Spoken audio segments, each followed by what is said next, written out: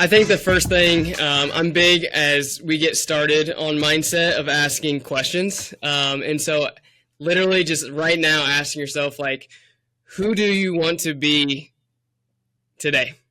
Yeah. Not tomorrow, like, who do you want to be today? And asking that question. And when you start getting intentional and you start asking that question to yourself repeatedly over and over every single day, you will start to rewire the way that you think, the way that you live your life and experience it. But it starts with, like, who do you want to be today? Who do you want to be? And then the second thing I would say to help with somebody's mindset, I think one of the most powerful exercises that you can do is to write down all of your responsibilities. Like, get out a piece of paper and write down everything that you do. And I want you to decide, like, what is actually giving me energy and what is draining my energy. And you are going to have to start asking yourself the question, why? Like, why does this drain my energy? And I want you to go deeper and deeper. And I want you to draw a line in the sand, and you're going to have to start saying no. And you're going to have to start taking some of those things away to become who you want to be, which was question one. I think those two things will help you to start to get clarity on the direction that you're going to go. Okay, that's really interesting because, like, I've heard about that from a business perspective, right? It's like, list all your responsibilities. What are the things that you enjoy or that are high investment or high ROI for you? And all the things that you don't like doing, you delegate or you delete, whatever. But I've never heard about it in the context of mindset. That's really interesting. Because that's a different perspective or maybe just a different take on that same kind of topic, you know?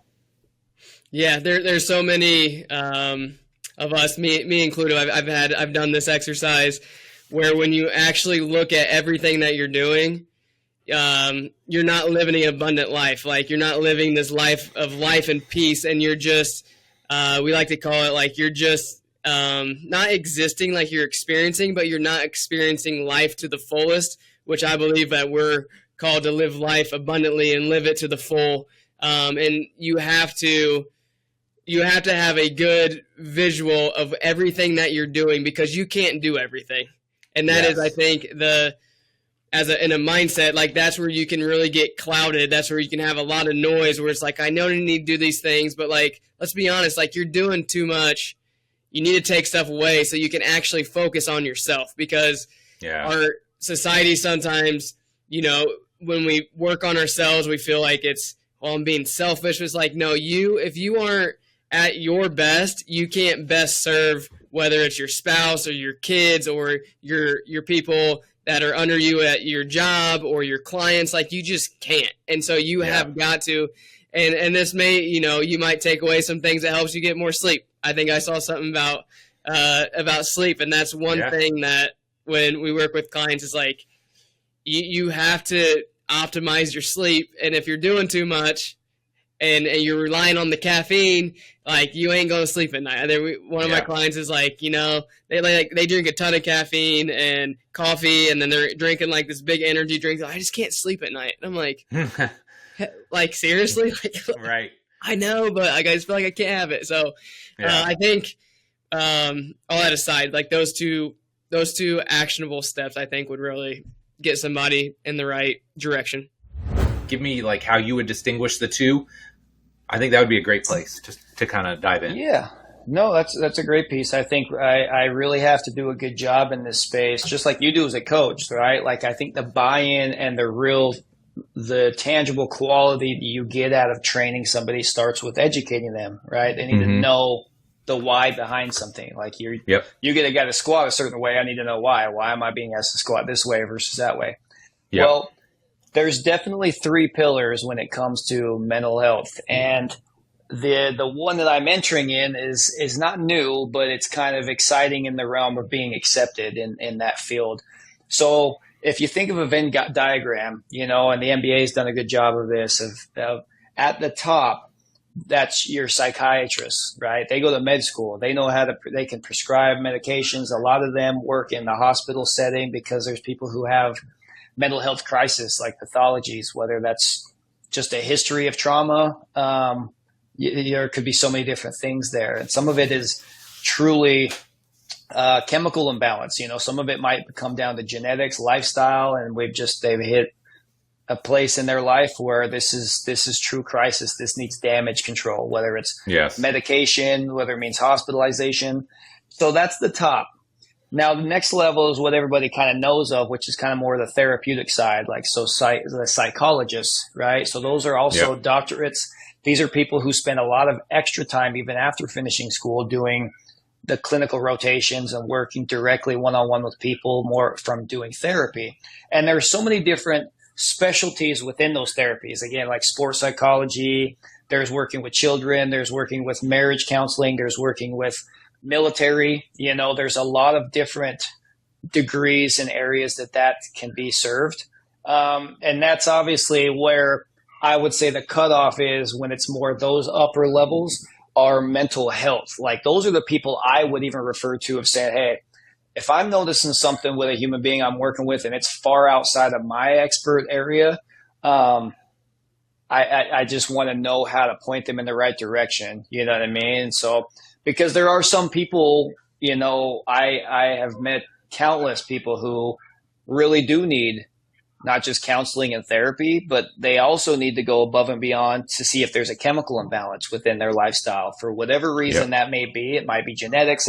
I can't say. There's a lot of different reasons, but there's necessary testing. There's necessary psychoanalysis and assessments that need to be done to figure out what is the best plan and approach for this person, like an individually tailored approach.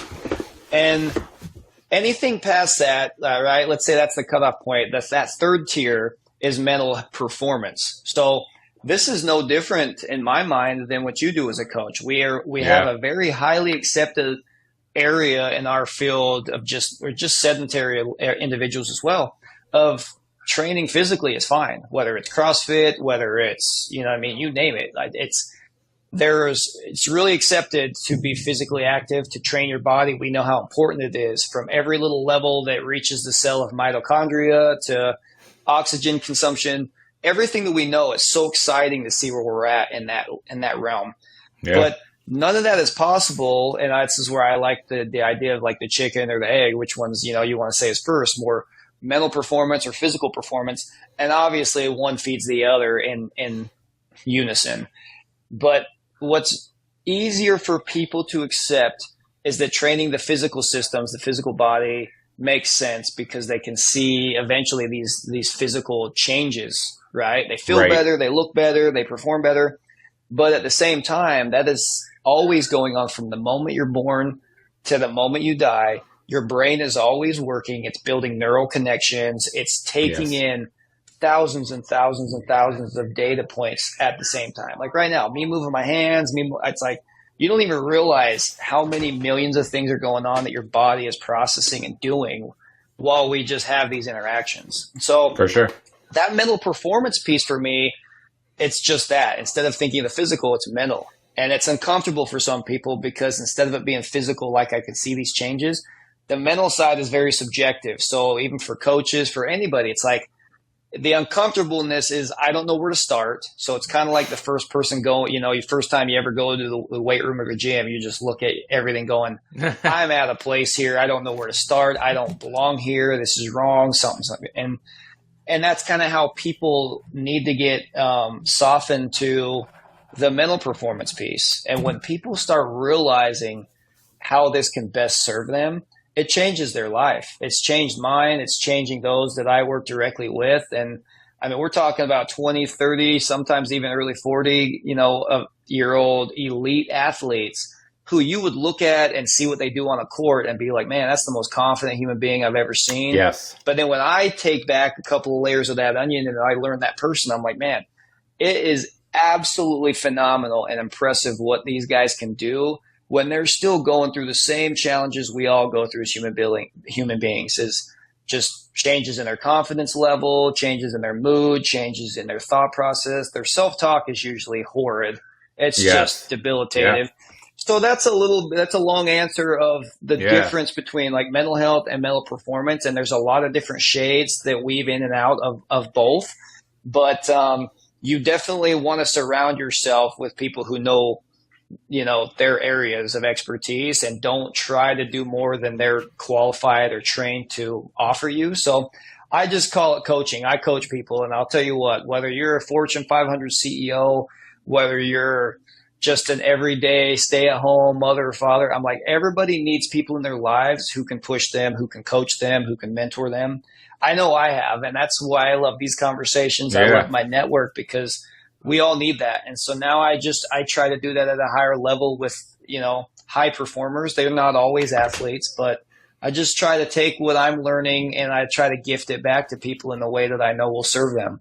Yeah. But notice how you had to go up to get to the final two steps. That didn't work. So now you know that. And that's the thing, is if you just tell people long penultimate, that can mean a lot of things to different people. Like that may end up a lot of people actually jumping upwards and they're losing that forward momentum. And in reality, a good 2-leg jump is almost a fall. It's a slight fall downwards into that final turn of the plant.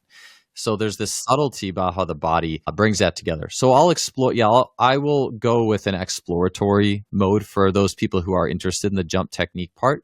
A lot of people I work with are always trying to do different dunks anyways, and they're playing a lot. So they do get that naturally. So I will do an exploration. So then back to your question for the younger athlete, I got a 15-year-old in and maybe their jump technique isn't great. One is just differential learning, gamify jumping as many ways as we can do it. How many ways can we jump over 1 hurdle, 2 hurdles to a target, over a hurdle to a target? Like just gamify the heck out of it and make it fun and make it feel like you're tricking them into learning the technique, if that makes sense. They don't know they're learning technique, but they're learning technique. And they're actually learning it more naturally than if I'm sitting there telling you, hey, you got to be doing it this way. I think that can be a lot more beneficial. So then if we're doing that and we want to do a little bit more, then I may do like with the dots. Like I won't tell them a cue yet, unless I will say, I think the one cue that's universal that I'm okay with is if their posture and vision is bad. Like if they aren't really having a good like visual on the target, which most kids will, but if they let their posture really go and it sags down, okay, let's make sure that's good.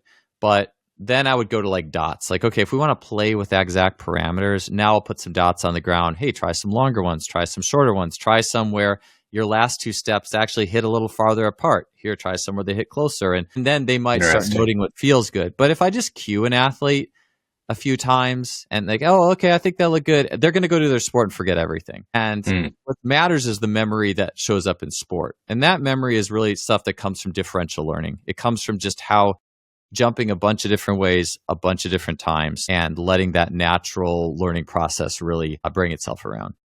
Yeah. Well, 2 things come to mind. Number one, when you're having like the different dots and the different strategies and setups, number one, that's just more game specific, right? So if they're not like going to be a long jumper or a triple jumper or high jumper, something of that nature, that's way more game specific, right? Because you can't count your steps or somebody's closing down a space. So you have to find different strategies. So I love that. But also something you mentioned that I've been trying to do, and it's been just trial and error, is like you alluded to, I'm just trying to get these kids to jump in as many different ways as possible and let them organically figure out, hey, what feels best, what strategy is best? Because again, when they're in the gym, there's not necessarily an outcome that has to happen, right? If you're on a basketball court, the goal is to go get a block or it's to go finish at the rim. Weight room, hey man, we're just trying to explore new stuff and try and make you a better all-around athlete. So I absolutely, really, really like that part of it. With that being said, I would love to hear from you, like what are some of the biggest mistakes that you see with 2-foot jumping? Because again, I'm sure you coach it all, you've seen it all. What are the big mistakes that you see when people try and jump off to? Yeah, absolutely. So before I get to that, I wanted to mention one more thing that popped into my head with instruction. Yeah. It was kind of a thing where I'm like, all right, I'm not a little bit hypothetical in the sense of I say how I coach my older athletes and the differential piece, but this was something that I'm like, ooh, if I was working with an athlete right now, like 14, 15, they want to jump higher off 2 feet. And I work with high jumpers in high school, so 1 foot, and I'm happy to talk about what I'm doing there. I did a post on Ryan Krauser, the shot put world record holder. This guy's like 6'7", 320 or something pounds. My. Whatever it is, 150 kilos. Tank. And he's dunking. I mean, this guy, and he's getting his head like probably about 5 inches away from the rim. And again, 6'7", but that's still a good jump off 2 feet for a very large man. And he is so rotational. Like the way that his leg swings rotationally into position for the plant is very much like how he throws shot put. And I notice this is even more true in females than males. Like boys who grow up playing a lot of baseball and like, of course, you got softball too with females, but it's a little more innate for boys to grow up, throwing stuff and throwing snowballs and playing baseball in the backyard, just like rotational, like swinging bats.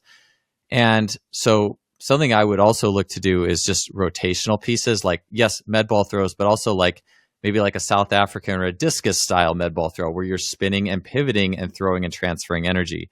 So I also view that if you're looking at a GPP standpoint, and I have athletes who are only playing one, maybe two sports, and they aren't doing track, but you want them to experience these rotational elements that, and if you look at Ryan Cruzzer-Dunk, it's like, holy cow, this guy is not just an average big strong dude jumping. He is using rotational energy phenomenally.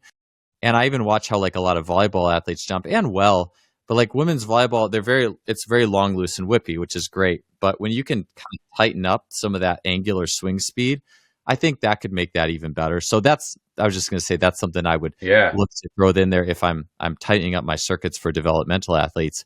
All that being said, mistakes. So the big mistake I'll just say, because I know a lot of people will be like, oh, well, you don't have a long penultimate. Or something. I mean, people, okay, I like Jake Tura talks about baby pen. Because Jake is one of the guys who does the baby penultimate or a short last step. And I think if you're a wide infrasternal angle, more muscular type, you have more torque at the knee joint, and you're probably more of a bilateral lifter in the weight room versus maybe you're better at lunge patterns or whatever, you might favor a shorter penultimate because that's just how you move and operate. And that's where your greatest strength is. Now, and even in long jump and track, there's people who have short and long optimal movement types. I wouldn't say, as a general rule, I like giving athletes time to work through the differential, all the different types, to help them figure out what their best is. Devin Hayes, who's a pitching coach at the Tigers, talks about pitching in that manner. He basically says, hey, let kids pitch how they're going to pitch till they're 17 or 18, or they kind of top out and then start messing with it, just because it's kind of like you don't want to pour too much into that cup. You let the athlete fill the cup up themselves as much as possible before you start throwing all your stuff in there. And I think we live in a world where, because we have so many people in the pot, so many coaches, and it's just we need to make money, we need to do our thing, and there's an expectation of coaching, and I get it, but the athlete should fill their cup first and most of the way. And we're just there to supplement and help guide that journey. And maybe we guide where the cup is placed. Hey, do more of these things, do more of this thing. But the big thing I do see, and I do work on this is the first thing I look for, is I'll just call it like a linear versus a rotational arm swing. And so a lot of athletes I see who maybe they just didn't play a lot of sports, maybe it's a mental thing and just how they move. But instead of an arm swing that goes, I'm going to try to describe it. I guess the good way of thinking is like, just watch a bird take off and you see like a flapping, unfolding of the wings. This is an Adarian Barr term. It's this like outwards unfolding. So front to back, like a lot of athletes who don't use their arms well will just go straight front to back sagittal plane. It's a direct front to back line. And if you just stand there and do that and try to go fast with your arms, it's actually kind of hard. You have to use your pecs a lot, and it's very like versus if you take your arms out, elbows out to the side like a T, and then let your arms whip around the back, it's much more natural feeling. It's this natural elastic arc of motion. And so we'll do drills that involve just working the elbows out, back, and around, making the arm swing feel easy. A lot of times those athletes, even doing like rotational, if you ever seen like fast and loose Pavel without back. Yeah, no, I remember that. I had it. Yeah, fast and loose, baby. Just like that kind of idea, rotational. I mean, yeah, you can do front to back, but also like just twisting and letting your arms spin around the sides and feeling that rotational energy. And if you watch like John Morant, you may have mentioned a post I put together, and I had John Morant recently, and that guy is such an epitome of that flap action. Like, yes, very elastic, lean athlete, has the capacity for big external rotation ranges to get those arms out there, but it is like those elements of a bird's wings extending and flapping around elastically. It's not front to back. There's this 3D element. Sometimes these guys are so good, they even throw one arm kind of to the front and to the back. Like that's a more advanced move. That's something that I do enjoy playing with that maneuver, but that's something, again, these guys never were taught that. They just get it. Figured it out. So that, and Connor Barth, if anyone has ever seen the dunker Connor Barth, he does a very pronounced version, like his left arm like internally rotates in front of him and his right arm comes around the back, and then it just twists into this crazy rotation. And his to my understanding, his differential between standing and running jump is very high, meaning he uses elastic energy insanely well. And Right. so there's something about that twisting flap that I think is very good to have. I'll try to work just elbows around, rotational arms. Something I'm getting into that I think people who have a lot of time could do. I use this for track jumpers actually too. And I know this is 2 foot, but I use the flow rope. It's trendy, right? The flow rope. But doing like a dragon roll, it just does teach that side to side action. It's basically a jump rope, but it's a little more nuanced. And then, finally, I'll do backwards jump roping, because backwards jump roping is that. You can't backwards jump rope without, I'm trying to do some video, like taking your arms out and around and generating energy that way. And then it comes forward more naturally. So backwards jump rope is one of the most simple ways to do that. And that also is a differential learning jump tool. Like you should do that when you're a kid. Yeah. And backwards too. If you can do backwards jump rope and change the direction real good, and just practice jumping at enough mediums, you're going to have a lot of really good tools to utilize all that energy really well. How do you start to have some of those conversations with your girls? So the level that I can speak about it to my girls is just giving the general picture of, okay, here are your macros, protein, fats, carbs. Make sure we are filling our meals, breakfast, lunch, and dinner. Yes, you need 3 meals a day with some snacks in between, because you're not only growing, which takes energy as a teenager, but on top of that, you're performing as an athlete, which takes more energy. So a lot of these girls, Mike, should be probably eating more than some of us.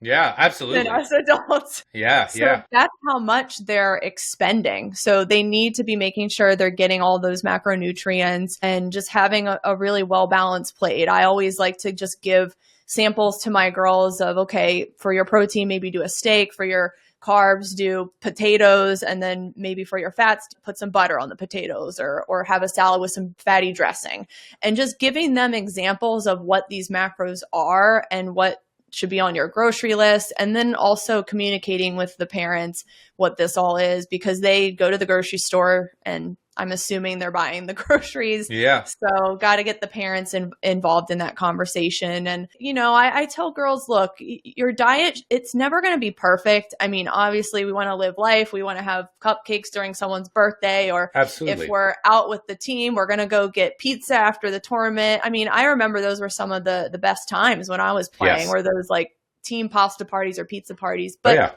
overall, like most of the time, you should be opting for nutrient dense foods, energy dense foods with a lot of calories, vitamins, and minerals to support performance, muscle building, and recovery. And just really focusing on how you feel. If you are feeling bogged down, or you feel like your muscles are always sore and you're not recovering fast enough, that could be an undereating problem. Or the biggest red flag is having a missed period for several months. And I recommend girls see a doctor or work with a registered dietitian when they get to that point. But that's a very serious case of potentially undereating or overtraining. Yeah, that's a great answer. So another area that I'm fascinated by is this idea of finding time to train. And I'm going to put it in air quotes for those that are listening, in the off season, whenever that is, because we've both been in this space. We've lived there. And I feel like here in Indiana, here's how the cycle goes, right? You literally go from your club season.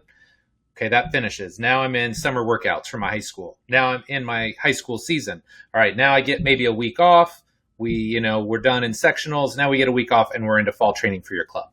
So with these crazy schedules, when do you make time to get your girls in that weight room so they can build strength and muscle? It's the question of the century. Right? I know, but you're the expert, so I want to hear from you. Yep. So I would say for certain leagues, this is all the case where there literally is a week off. So I would say girls who are in the ECNL, who make it to nationals in June and July, girls in the GA, as we were just talking about off air. So those girls, if they train with me in the summer, it's technically still an in-season program.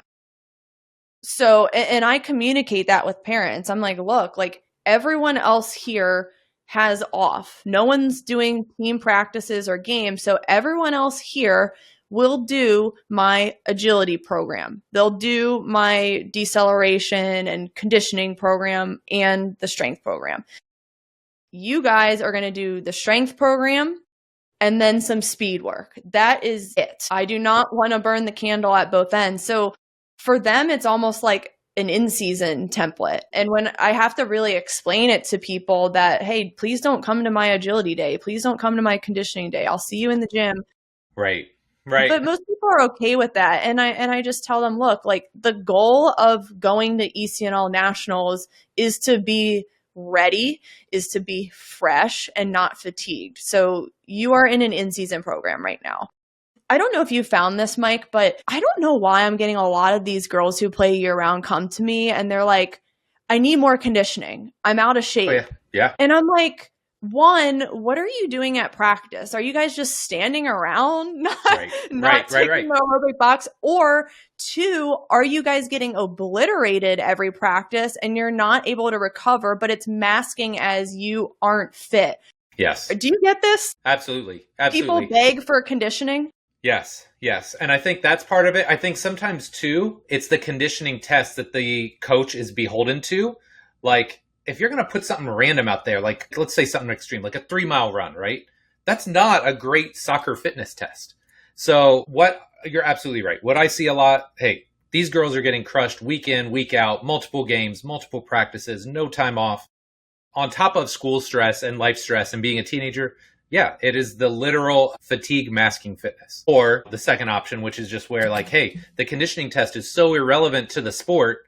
Yeah, if you're trying to be a distance runner, you're doing the wrong thing. So yes, by that standard, you are not fit. But yeah, I see it all the time. And it's really frustrating because it's like, actually, you are incredibly fit based on your sport and the intermittent demands of your sport, right? Nobody's trying to make you the best cross-country runner on the. That's so interesting you're seeing that too, because I think it really is that fatigue and people are just assuming, well, I'm not fit or I'm slow in my first step. I'm not fast. And I'm like, no, you're just doing too much. Yeah. Are there any like hot, trendy supplements out there right now that you feel like just don't live up to the hype? How long do you have? I mean, we got as long as you want, girl. I got nothing going on. I think it's more so which one do I like versus which ones do I not like. I mean, we can take that whatever direction you want. That's less exciting. Yeah. I think there's so many. Really? As mentioned before, there's a lot of trends that come and go, more so go. So the big ones now, colostrum was big. I feel like it's dying now, thank God. Yes. But it's still around. The dosage of colostrum that you would need to potentially, like when you actually read the research studies, it's a very high dose. It's like 10 scoops, which is so much. That sounds and like if a you've lot. ever tried it, it's disgusting. Yeah. Yeah, it tastes like milk. You know the crusty part of milk, like when you screw the cap on and it tastes like that. Yes. That's gross. Yeah, I know. I'm so sorry. Yeah, no. Good visual, Not though. great. Thank you. Thank you. You're welcome. We've all had that experience. Right. But it's 10 scoops for maybe a benefit. Like even, it's not like, oh yeah, we definitely see benefits in adults. It's really more so for kids for obvious reasons. So colostrum for adults is a huge, like, I'm over it. Stupid. Right. Don't spend your money on it. Greens powders, kind of controversial. Not about it. It's just not. There's not enough information there that gets me super pumped. And they have things in such high doses where it's like, okay, this is excessive. And it might be that it will be that hard to consume that many greens, asparagus, spinach, arugula. Like that would be so hard for your body to consume that, but so easy for you to drink. So it's actually really easy to basically experience vitamin toxicity because of how convenient it is. Oh yeah. That's crazy. Yeah, you can consume too many vitamins. That is very, very true. Okay. Experience a lot of symptoms as well. Right. That one, any sort of fat booster, which is basically just caffeine or some type of stimulant. Any sort of testosterone booster too. I feel like a lot of guys tend to fall for that one. Those ones aren't really as beneficial. Electrolytes that don't have sodium in them. Potassium-based electrolyte, Body Armor is a great example. A magnesium-based electrolyte. I just had one slide into my DMs and I'm like, you did not do your research. Right. Just anything like that. Salt is your main electrolyte that you lose when you sweat. So if you're going to take a electrolyte powder, you have to make sure that there's some type of sodium in there. So that's a big one. I've never really been a fan of BCAAs, to be honest. Yeah. If you're consuming enough protein in your diet, we don't really need BCAAs. We already have the amino acids from our protein. So it's just additional for what? No real good reason. Right. Dude, like just to sidetrack for a second, like 10, 15 years ago, BCAAs were like the rage. Like if you weren't like sipping your BCAAs peri-workout, you were missing out on gains for sure. Yeah. And it's just we're forgetting the power of food, the power of your post-workout refuel, the power of the dinner, the power of your breakfast the day after is still impacting from that recovery of that workout the day before. Like we're not giving food the credit that it deserves. Right. Oh gosh, what else is there? I mean, I've seen it all. Yeah. A lot of things on TikTok, to be honest, are like, nope. Like, what the hell is this? Yeah. That's like, I've just drawn a line in the sand. I just can't do TikTok. So yeah, I don't know what's on there, but I know I probably don't want any part of it. But yeah, no, I just always think like too often we get caught up in like this sliver in time, right? It's like this one workout or this one supplement versus no, hey, why don't we think about stacking workouts, right? Stacking nutritious meals over the course of days, weeks, months versus no, this one thing I do right now. And I think the bigger scale you can see things on, and being consistent throughout that, that's where like the real success is versus no, it's like this little sliver of this 10 grams of BCAAs I'm sipping while I'm training, you know? That's all I need. That'll be the gains. Yeah. It's tough because like one, eating meals is like not cool and like not sexy. Like it's really not, right? No. Like my lunch today was like not cute, but like that was what you need to consistently to fuel and recover, right? And there's a delayed gratification. I mean, there is an immediate gratification when it comes to food because it tastes good. Yes. But when it comes to your results, like it takes a while. But what gives you alleged instant gratification is a supplement you take. Boost metabolism, lose weight, lose belly fat, increase testosterone, like be the best human being in the world. Like, you know, there's all these promises, which also supplements are not allowed to say that they can treat or fix or cure anything. Everything is always supporting these systems for that reason. It's not medication. But you do get like this aura of excitement of like, oh, I just take this one powder and all my gut issues are resolved. Like, why wouldn't you lean into that promise, you know? But having to change your diet sucks. Yeah. And like, it's so much easier to take a powder. So I think it's often, it's convoluted, but we get sucked into the messaging. I don't blame consumers at all, but I think, again, let's just give more power to the consistency, the routine, the boring stuff, but like it works over and over again for decades. Yeah. I love it. Okay. Last but not least, I got our lightning round. Okay. So 4 fairly short questions. Your answers can be as long or short as you like. Okay. Number 1, I'm glad you clarified this because I was going to ask you about this personally. Yeah. Talk to me about your athlete that just did this 20-mile run. Talk to me about supporting the fueling during that process, because I've never gone that far, but I know there is a lot of thought that actually goes into doing it the right way.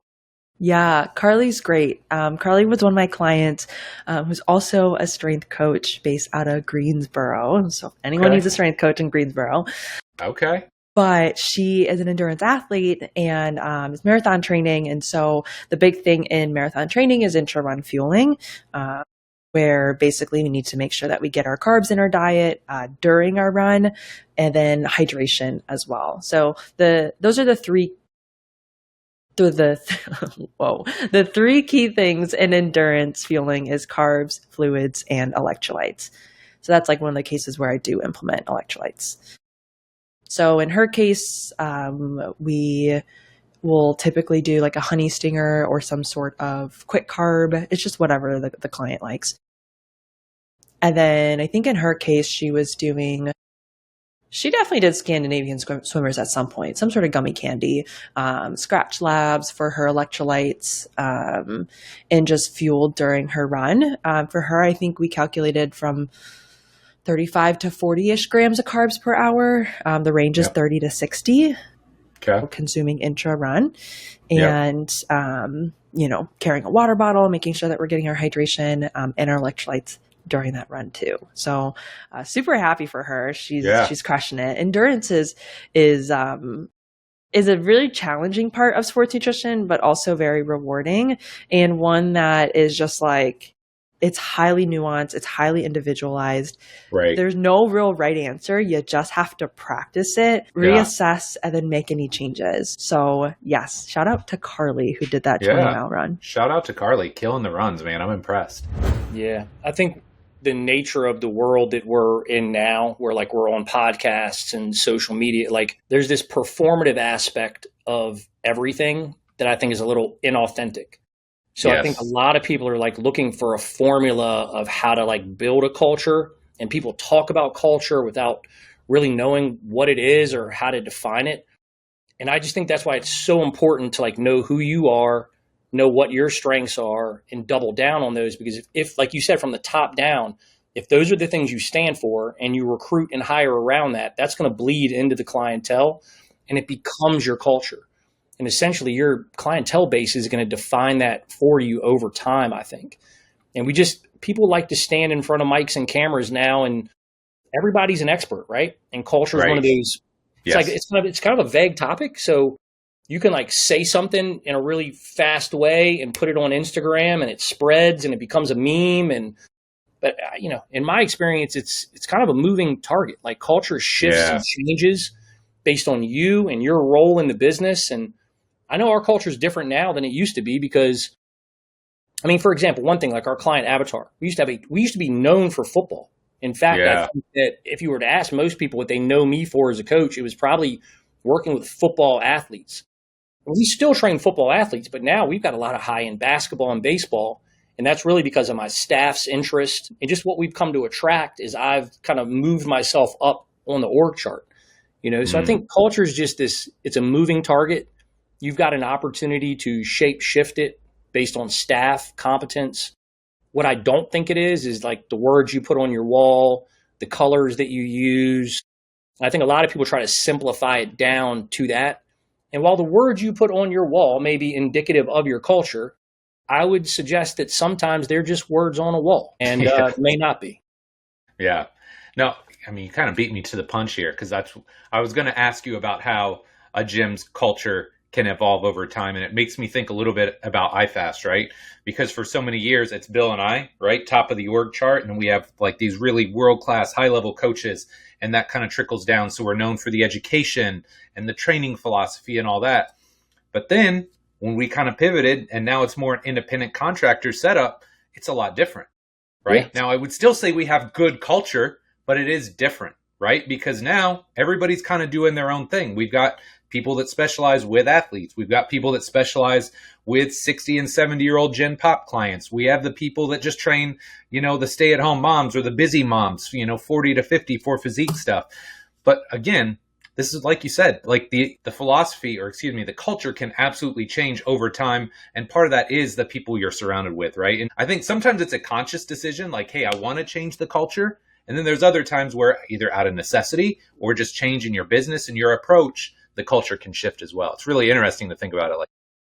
Yeah, I mean, in my experience, I think the culture does arise more organically, even when it changes. I think, and again, I'm open to being wrong on this, but I think if somebody's setting out to change their culture, that's indicative of something not being great to begin with, or like big changes inside of it, like you just explained.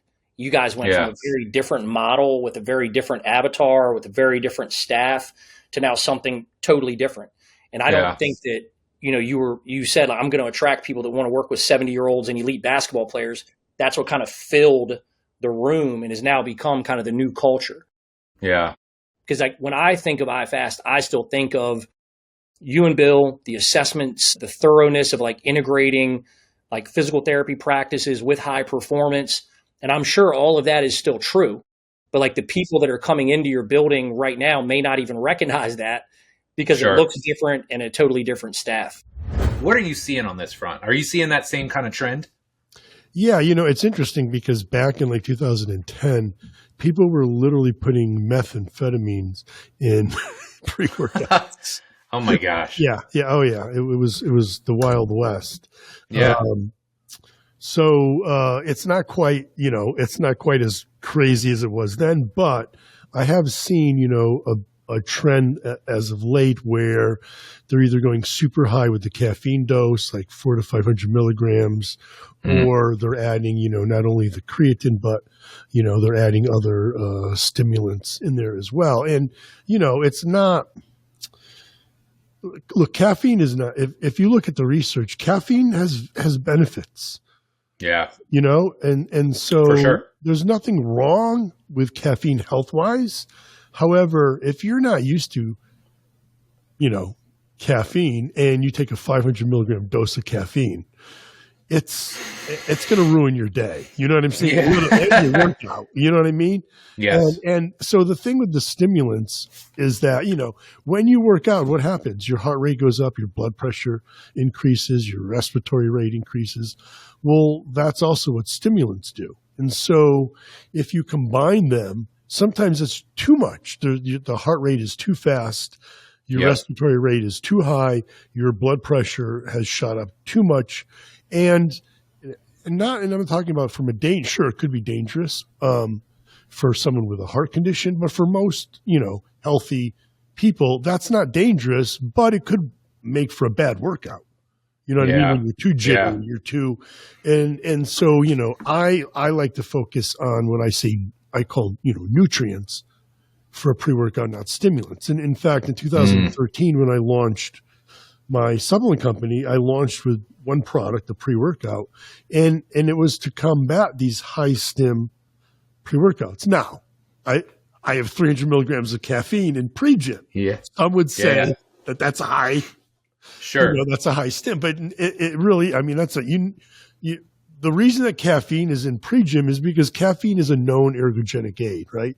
It acutely increases strength, muscle endurance, and obviously, drive and whatnot. So that the reason that caffeine is in there, 300 milligrams, is because of the acute ergogenic effects, the increase in strength, the endurance, right? And these are known, factors, and it takes a pretty decent dose of caffeine to get that acute response, at least 300 milligrams. And so you can even argue if you look at the research, it really takes 400 to 500 milligrams to really get those strength increases. But I would say around 300 is probably the minimal dose.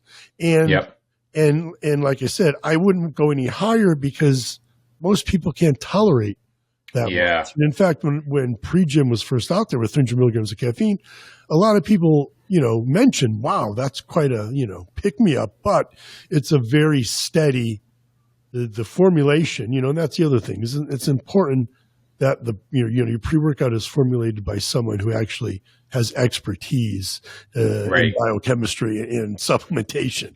Because with pre-gym, even though you have 300 milligrams of caffeine, it doesn't give you that pick-me-up and then the drop. Crash. You don't get that. Yeah. It's a nice, long-lasting, energy. A lot of people say it's like clean energy. You don't really. Yeah. It's a nice pick-me-up, and that's due to the other ingredients in there, like the L-tyrosine, the alpha-GPC, the huperzine, that work along with the caffeine to maintain that feel. But when it really comes down to nutrients versus stimulants, I'm talking about things like creatine, beta-alanine, branch chains. Okay, now.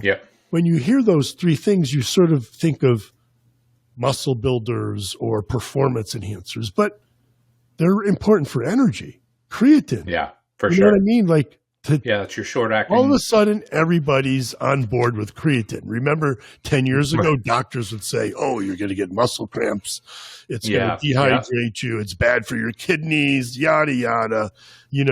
Everybody, and what boggles my mind about the MDs is, if you knew your physiology, you would know that creatine is an energy molecule. It burns the high energy phosphate to make ATP, which is our major currency, our energy currency of every cell needs ATP. Well, when you're doing a bench press, for 5 reps, you're not using glycolysis or oxidative, phosphorylation. I don't even remember all the terms anymore. You create that ATP. You need it ASAP, and creatine phosphate is what's providing that ATP. When you take creatine, it gets into the muscle cell, it gains a high energy phosphate, and now it can donate it quickly to ADP to make ATP. It's just ADP is adenosine diphosphate, ATP is triphosphate. So it's adding that extra phosphate that you need. That's really the key to creatine. Yes, it pulls water into the muscle cell, but it's really an energy molecule. And so I've always recommended taking it before you train. Now, people will say, well, that's irrelevant when you take it because you have to reach a saturation point in the muscle. Yes, in the muscle, but does creatine work only in the muscle? No, right? It's a critical energy molecule, not just for muscle, but also for the nerve cells, your brain, right? Your nervous system. Yeah. And so I like getting a dose of creatine before I train so that I'm topped off. You know what I mean? Like, I'm topped off. I've got enough of that creatine that's going to be donating that high energy phosphate, whether it's in the muscle, whether it's in the nervous system. And so that's what I'm talking about, nutrients. Creatine, beta-alanine, another one. Not only does it work by buffering hydrogen ions, which is basically reduces the acidity in your muscles, right, when you're exercising, which reduces fatigue. But also beta-alanine has it's a neuromodulator, if you will. It's like a weak version of caffeine. It's got gives you a little boost mentally, as well as buffering those hydrogen ions, which is going to cause fatigue during your workout. So that's another, nutrient where it's increasing your energy, but by really increasing not how you feel, but your actual ability to train, longer and harder. Yeah, there's this big disconnect. And this is part of why I've been talking about this one and like the first big education product we're launching outside of what we did internally over the years is around this shocks and springs framework. Again, it's just part of the model, right? It's part of human performance. But I think what I've found over time is that eccentric lens is missing or it's skewed to these type of examples. And it's funny you share the typical Verkhoshansky drop jumps, like drop landings. Look, those are useful. There's a great place for those advanced plyos. But if that's the only tool in your toolbox, we're in trouble. And I saw this. So here's an example. Good young coach, a little bit more of an academic than a practitioner, but not a bad guy. Just still naive and early in the career. Well, he read the research. Verkhoshansky said this is how you do the shock method. So took a team of male and female athletes with different qualities, strength levels, training backgrounds, and decided to start at 100 centimeter or 40 plus inch drop jumps all at the same time, everybody doing the same load. And it's like, wow, I get it. That's useful, but you don't start there. And this is the perspective I think that I find missing so much. Yeah. What are some of your favorite methods for developing eccentric strength in the weight room? Because I feel like this is something that you've obviously thought a lot about. What are some of your favorite methods or go-to tools? Yeah, that's good. So first I would start. I don't think you just use traditional resistance training methods. And in the weight room's a great place to use plyos and med balls and other stuff. But let's start with kind of the resistance training lens, right? So in the weight room, I see a continuum. So that's shocks and springs continuum. On the one hand, we have these shocks, and they're about attenuating force and managing it. On the other hand, you have springs, right? Using it quickly to potentiate. Think about the ends of the continuum really quick, right? We have two sides. On the spring side, small range of motion, shorter contact times. The goal is the output. On the other side of the continuum, really slow, or up to really slow. And when I say slow and fast, look, we're talking about plyos and stuff. I should be clear.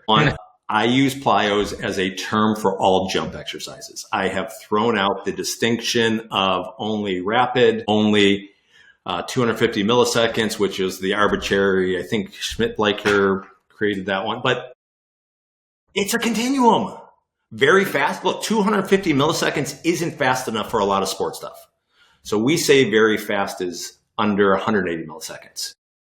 And then I don't think people appreciate slow very well. Okay. For us, very slow is over 780 milliseconds. So if you say slow, 780 milliseconds, people think that that's really slow. Guess what? A counter movement jump typically for height is in the 700-800 milliseconds easily. So stretch shortening cycles have a range. I call those plyos. And that includes for me medicine balls. Okay. Sorry, okay. I digress. No, but you're good. When I'm talking about plyos, that's what I'm talking about. So how do I work eccentric things in the weight room? I start on one end and I have that true heavy eccentric overload. That can be, we're on a leg press. We're doing a 2 up, 1 down, where it's true overload. It's more than their concentric max. Yep. Maybe we're doing that with a safety squat bar and some hand assist and like a split squat or something, where again, they can get at least closer to that overload and maybe truly do it or close, but we get more effect there. Today, crap, we got all these nice machines coming out, cable machines that are computer controlled where we can overload the eccentric, right? It's crazy, freaking awesome. Yeah. So that's one end of the spectrum. Then I'm going to move a little bit more towards that fast side, but the goal still controlling, attenuating force. So now we're talking about things where you drop under with a weight. You got a barbell or you got dumbbells in the hands and you're doing like from a stand to a drop into a split squat hold. You know, I think I usually call those reactive eccentrics.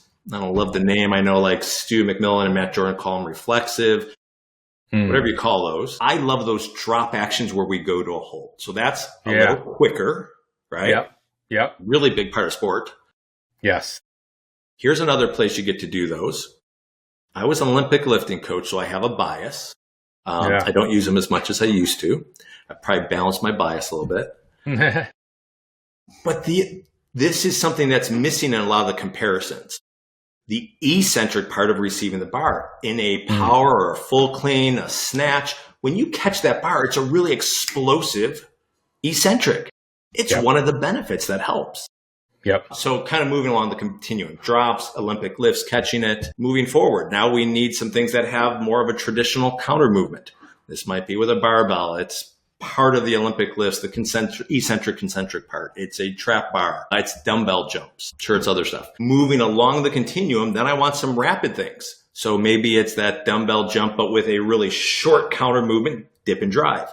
It is an Olympic lift like a jerk where it's get that dip and drive. And the jerk's great because then you get the spring and then you follow it with the shock. Yeah. So those type of things. So for me, I see all of those great things in the weight room. And I'm always so disappointed when we have coaches who are stuck on, okay, I'm going to program eccentric and we're just going to do tempo work. I think every single day there's always something to say. And I don't necessarily go out and curate content like a professional, like influencer. I think that's a big misconception that they have today of like, oh, you know, like these people that have these big Instagram accounts or YouTube channels, they're not actually coaching people. Well, what makes my content, at least my opinion, very relatable for many people is that I'm actually still coaching. And when you still coach people, you have those conversations with your clients, you have those conversations with your colleagues, and that is what creates the content. The content isn't sitting back and going like, oh, what can I create to get the most amount of clicks today? It's, wow, I had an absolute breakthrough today in the gym with my client, and I had this conversation after the session, and boom, that's the principle that I used. This is the method that I want to talk about, and here's how to make it applicable to anyone, like whether you're an end user, whether you're an athlete, or just somebody that wants to train, or you're a coach trying to, again, curate your feed. So I think that over time, when you're actually doing the thing, it's easy to talk about the thing. When you stop doing the thing, it's very difficult to get back into talking on an even level with other coaches that are actually professionals in the field and working in the field. That's the big thing. There's very little today of quote unquote experts that are out there actually doing the thing that they're an expert on. And I think that's a big differentiating factor today because we are seeing a huge amount of drive towards like this big figurehead influencer out there in social media, especially on YouTube. And there's nothing wrong or bad with those people. We just need to always bring it back to, hey, are they actually doing the thing that they're doing themselves? And are they doing the thing that they're talking about with other people at a larger scale and seeing success with it? That's just the bottom line of being an expert, at least in my opinion. Yeah. Oh my gosh. I love that. I love that. One of the things that I always try and distinguish is that social media, there's like a spectrum, right? And there's entertainment on one end and there's education on the other. And every one of us that does this is walking that line, and we're somewhere on that spectrum, right? And I just realized, hey, I'm more on the education side. I'm never going to have the same audience as somebody that's like an entertainer, right? Like they're funny, like they could have millions of people. But if you can step back and respect that, that's one thing. Second, you're absolutely right. And I think that's a great distinguishing factor. It's not just, does it work with one person? Are they doing this and deploying it at scale with numerous people, different backgrounds, different shapes and sizes? Because you and I both know, hey man, N=1, it can be pretty easy, right? Like if you're just taking care of yourself and talking about your own training, that's easy. Doing that with hundreds or thousands of people is totally different. It's a low barrier of entry today. Like it's a really low barrier of entry. It really is. It's pretty bad. When I first started coaching, I remember I thought I was a piece of shit because I was an assistant strength coach at University of Buffalo and I wasn't the head strength coach. Like, what do I know? What I should have shut my mouth. And, back then it was like, oh, the strength coaches will look down on the personal trainers and they were still training people. Today it's like, hey, we have influencers out there that not only don't train themselves, they don't do anything in the realm of the advice that they're giving, and it's all purely curated to the feed. And it's like, wow, that's an interesting spot to be. And I hate to say it, but the mass audiences today, they don't have great bullshit detectors. They're unable to take, Mike Robertson versus Joe Schmo and see, who has more credibility. It's how many clicks did they get? How many subscribers did they have on YouTube? And how viral did that reel go on Instagram? And the value of that is actually exceeding the expertise of decades actually doing the thing at a high level and standing the test of time in the industry. But I do think it's a pendulum swing. I do think that there is the time for the big influencer. I think it has kind of passed, and the tides are going to move back towards people like yourself that have been doing this for a long time at a high level, and people are sick of simply not getting results. Because there's one thing to look at a click metric, there's a whole nother thing to go in and try the thing that you just got taught and it not working or it hurting you, or you going in and just not seeing the results that you want. One of the things writing all those T-Nation articles was I was able to express some of my personality in them, which I really enjoyed because it's a lot different than some of the academic work that I've done previously. But I was also able to show people hey, do this. And a lot of that stuff worked very quickly. Do face pulls before a bench press. Oh shit, my shoulders feel really good doing this. And if you can just show people that some of this stuff works for them being able to dabble and try it, then that opens up their minds into hey, there must be more from this person, even if it's not a sexy reel, and even if it's just very base education on the repeat. Yeah, I love it, man. So you've been doing this for a while now, and one of the things I'm always interested in is how people evolve. Right. So let's start kind of really macro level, and then we can boil it down a little bit. But I'd love to know, has your overarching philosophy changed or evolved at all since you started? And if so, how? I do believe that I always thought that strength was the core physical characteristic. And that was something that was overemphasized earlier on in my career. And I always had a little bit more of a functional flair on many of my programming structures anyways, just with a little bit of my background. But I do believe that there are now 6 physical characteristics that are just as important as strength. And strength is always going to be the top dog because it has so many benefits to so many of the other characteristics. But I've thought that over the last 5 to 7 years, I feel myself getting a little bit older. I see my clients getting a little bit older. Even some of the athletes that are still playing, they're getting older as well. And the key is to be as well-rounded and as adaptable as possible. And that, I think, has been my big shift into more focus on health and longevity. And in turn, actually continuing to manage a lot of the athletes because they're also into that realm as well. So I would say that that is the biggest shift where, it's fun to lift heavy weights. It's fun to squat, bench, and dead. It's fun to chase weights. It's fun to go in and just crush yourself. But it's only fun for so long, and it's only fun if you can actually mitigate the risk of being injured in the process. I've been extraordinarily lucky throughout my training career never to have a catastrophic injury or really never be able to be sidelined.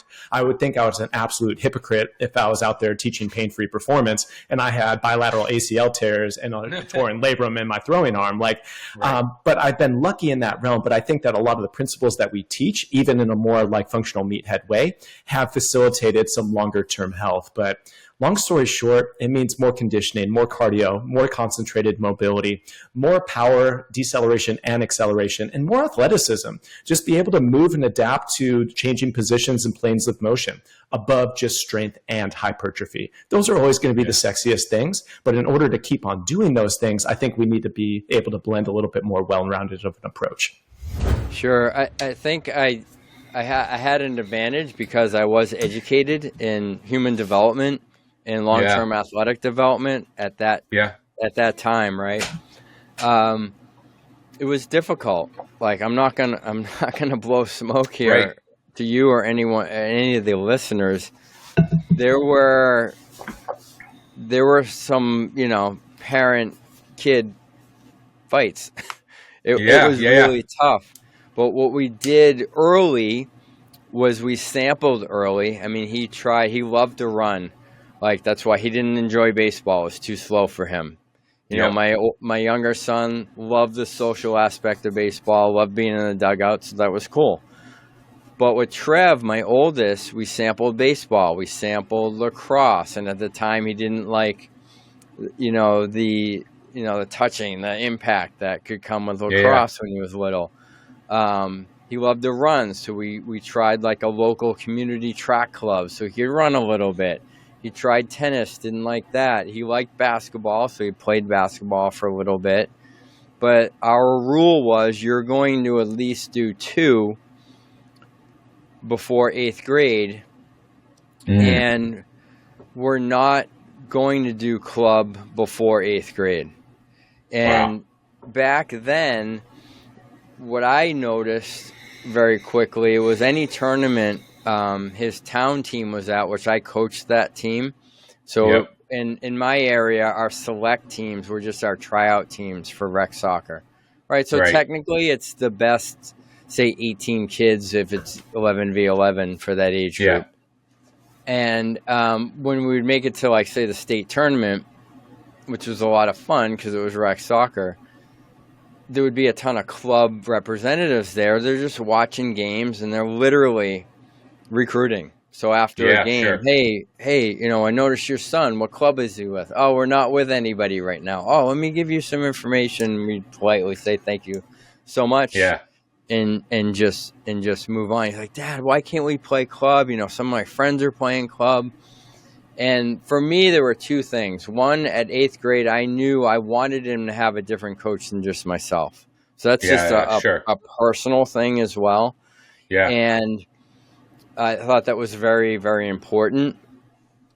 And also, I didn't want him in that world where he or we felt like he had to specialize and all this fear of missing out. And I had already trained so many club players. I understood the commitment. It's a family commitment to play a club sport. It's far beyond a financial commitment. It's a family commitment. So there was a lot that played into those decisions, and it's a life lesson. And I really felt like it was a life lesson for Trev and my younger son Andrew as well. Like when you say you're going to do something, integrity says that you stick to that even when it's not popular. Right. Now, if the science changed and it's like, no, it's more beneficial for their long-term athletic, development and their development as a human being to specialize early, maybe I would have switched because, again, we're always learning and we can pivot. But I saw no evidence of that whatsoever. So it was just really difficult. It was a lot of conversations. And this is important, I think, for the club parents, if you're already in it early. Ask every year, do you want to play next year? But mean it. Absolutely. But mean it. Like, And like my kids knew, you could tell me you don't want to play anymore because you don't love it anymore, and I will love you just as much. Absolutely. Like, I don't love you because you're really good at soccer.